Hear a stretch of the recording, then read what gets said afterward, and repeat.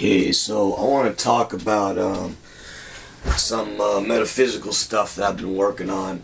I've been working on metaphysical philosophies, ideas. I've been practicing the study. I've been developing my own ideas, my own mathematics, quantum mechanical, and matrix algebra, and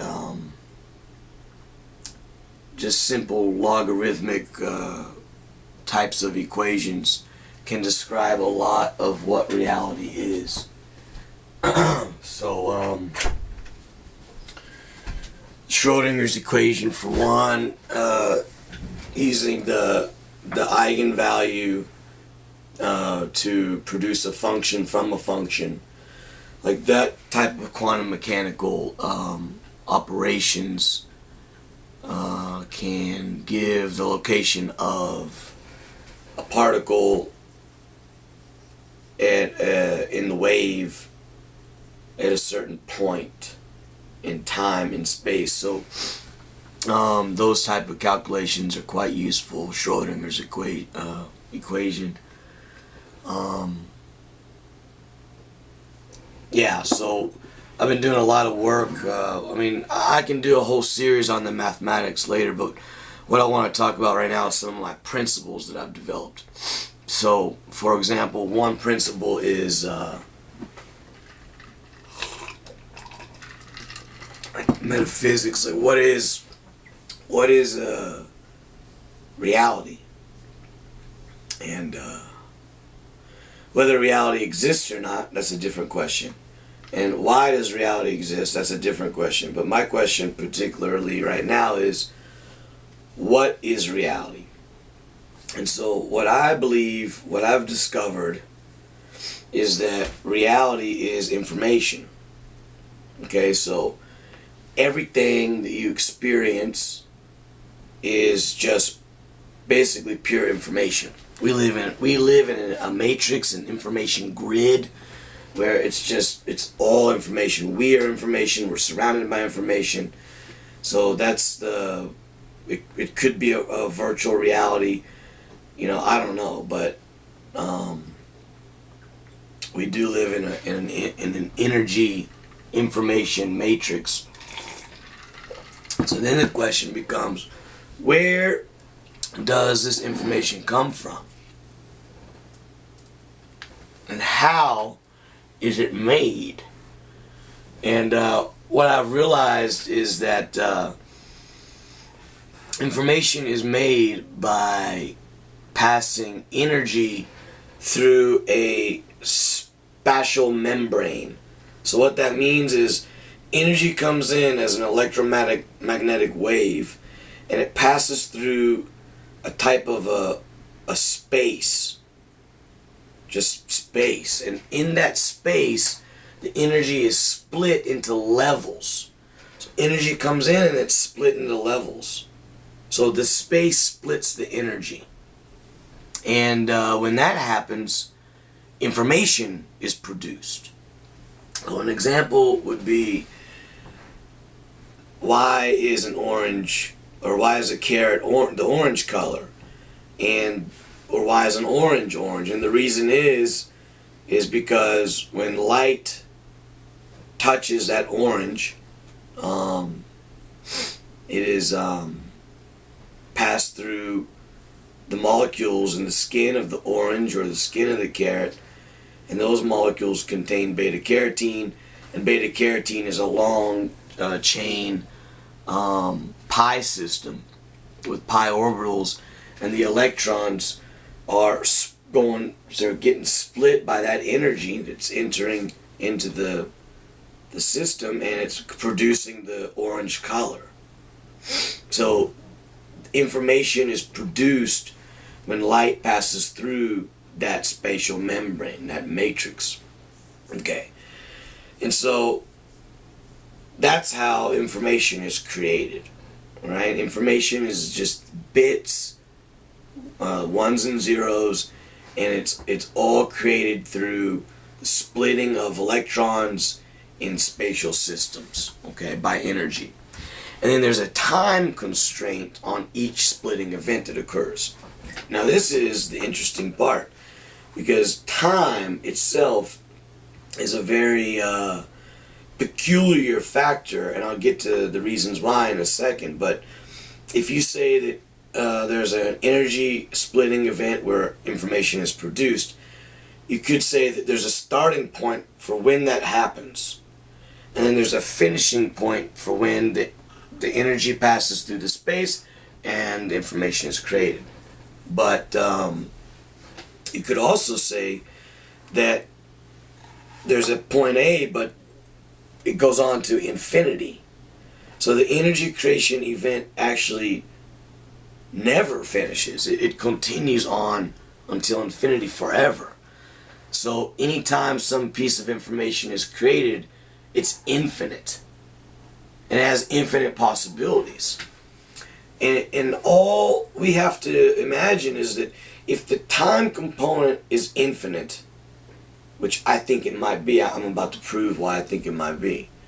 If the time component of all energetic and all events is infinite, in fact, then it means that the potential for the information also is infinite.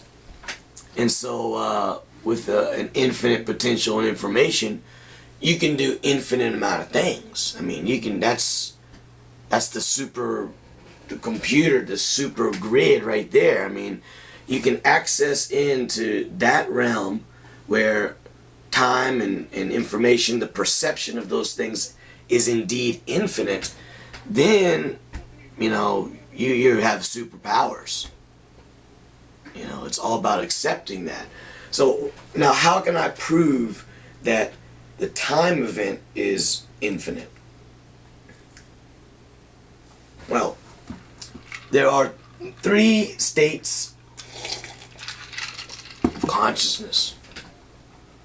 One state is like, you know, 3 typical states for the human. One state is waking state. And that's like your normal 3D reality. That's you working and dealing with people and having your ego. That's like your 3D reality. And then the other reality is your dream reality. Now your dream reality is when you're in REM sleep. And when you're in REM sleep, a lot of DMT is being released from your pineal gland. So you are kind of dreaming, you're hallucinating.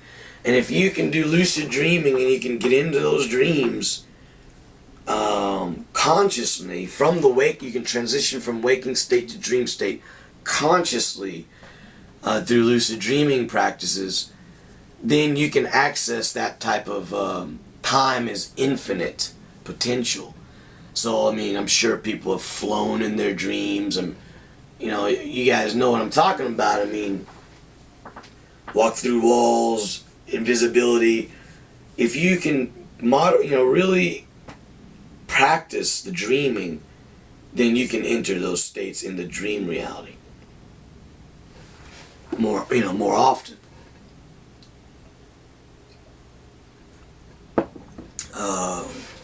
And also another state would be the psychedelic state, where somebody takes some DMT containing psychedelic material, and they take it externally, and and they transfer from their waking state into the psychedelic state. And in those states of consciousness, you can access infinite information, infinite time component of that equation. So 2 states we can easily access it, and then the third state, the first state or whatever, you can't access it. So why?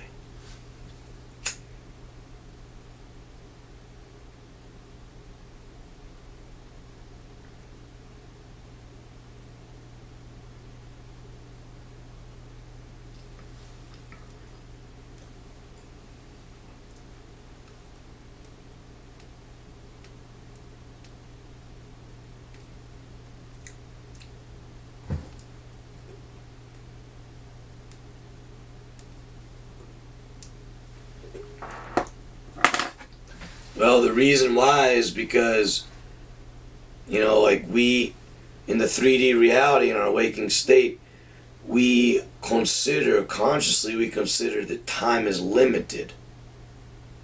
And that is like our limitation on the information that we can, use to compose our realities.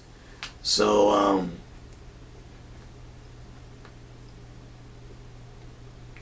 yeah, it's a real interesting paradox, but if one could figure out how to perceive the infinite time component and the infinite information component, the potential, if one could perceive that consciously, then they could be able to do those superpowers in their waking state as well. So it's all about time. Like, you gotta consider the time function that exists in the quantum mechanical calculations and Schrodinger's calculations of the wave and the energy. And then there are two equations. One's time dependent and one is time independent. And I believe that you can use the time independent calculation to mathematically represent the dream state, and you can use the time dependent calculation to mathematically represent the reality, the information creation system of the waking state. So those are some of the things I'm working on with my metaphysics, and it would be awesome. I would love for anybody out there to contact me and contribute to some of these ideas, because I think it's very got a lot of potential, and at the very least, it's pretty damn interesting. I've died about 15 years ago. I died and came back, in a physical form. I died and then I came back to life. So I had a near-death experience or whatever. And ever since that happened, I've been real metaphysical. Like, I never really used to think about this kind of stuff before I died, before I had the accident. But now I do. So I don't know, maybe that's connected too. But anyways, please hit me up and let me know what you think. I'd love to hear some ideas.